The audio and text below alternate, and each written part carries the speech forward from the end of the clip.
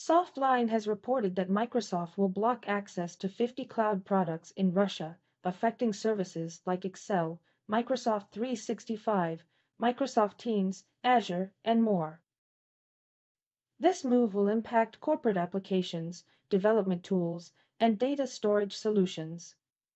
Microsoft will also restrict access to Visual Studio, Visual C++, and Visual Studio Code.